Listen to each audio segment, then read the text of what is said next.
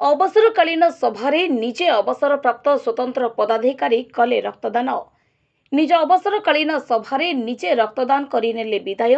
एभली एक सुंदर कार्यक्रम अनुष्ठित होइछि गजपति जिला मोहना ब्लॉक अंतर्गत चंद्रगिरी सौरा उन्नयन संस्था कार्यालय परिसर में।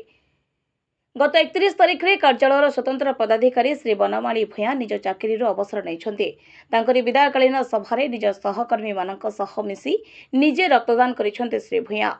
यह कार्यक्रम में अंशुमान महापात्र पीए आईटीडीए पारालाखेमुंडी कार्यालय समस्त कर्मचारी तथा पीवीटीजी ग्रामर सदस्य माने स्थानीय ईएमआरएस विद्यालय अध्यक्ष प्रसन्न बेहरा सेरंगो लांजिया सौरा उन्नयन संस्थार समस्त कर्मचारी उपस्थित रही श्री भूया को संबर्धना जनाइथिले।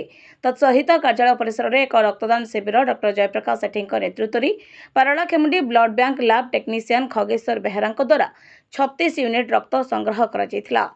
सर्वप्रथमे अवसर नहीं स्वतंत्र पदाधिकारी प्रभु श्री जगन्नाथंकटारे प्रदीप प्रज्वलन करी निजे रक्तदान करथिले। तांकरी अवसरकालीन दिवस थिबा बेले सही दिन मध्य तांकर जन्मदिन रहितला, तेणु समस्त कर्मचारी तथा सहकर्मी मानक सह मिसी निज जन्मदिन पालन करने सह रक्तदान मध्य करिथिबा देखिबाकु मिलिछि।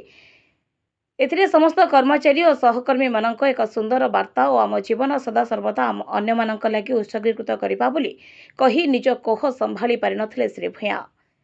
गजपति मोहनारू लक्ष्मीनारायण आचार्य रिपोर्ट, ज्योतिप्रभा न्यूज।